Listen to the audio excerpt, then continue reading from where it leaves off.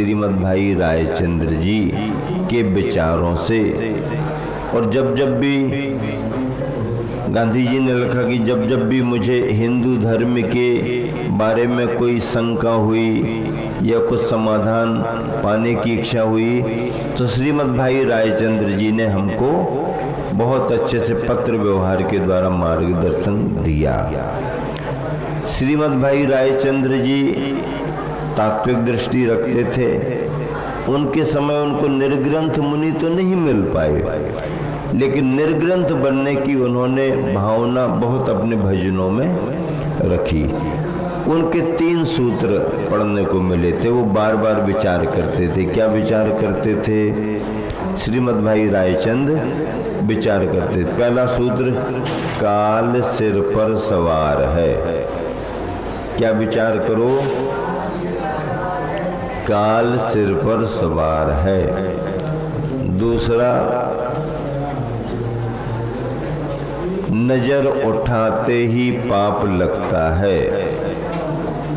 नजर उठाते यहाँ वहाँ देखो पाप लगता है। और नहीं, नजर उठाते ही जहर चढ़ता है। हाँ, नजर उठाते ही जहर चढ़ता है और पांव रखते ही पाप लगता है। मतलब उनके भावों में ये आता था कि प्रवृत्ति जरा भी करो, देखो सुनो, आना जाना करो तो कर्म का आश्रय होने लगता है। और बात सही भी है, प्रवृत्ति में कर्म का आश्रय है ही। सावधानी से कर रहे हो तो बच जाओगे अशुभ से, लेकिन शुभ का आश्रय होगा। और मनसा वाचा कर्मणा, शुभाशुभ प्रवृत्तियां तो होती रहती हैं। तो वो 3 बातों को बार बार दोहराते थे। किन बातों को दोहराते थे?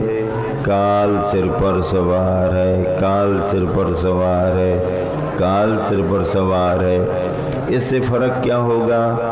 इससे फर्क ये होता, जैसे उसको कह दिया था ना कि तुम्हारी आयु केवल 7 दिन की शेष है।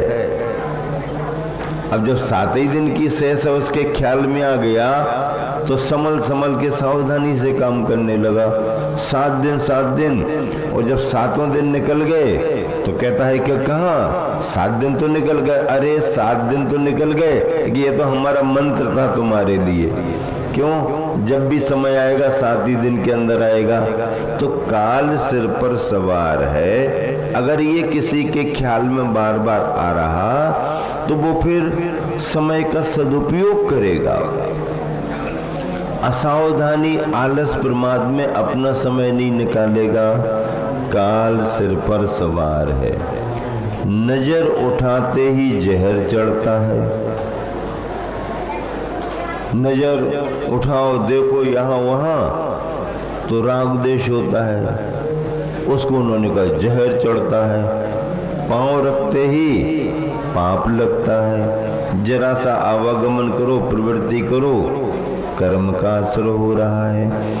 ये तीनों बिंदु उन्होंने अपने चिंतन के विषय में निरंतर रखे।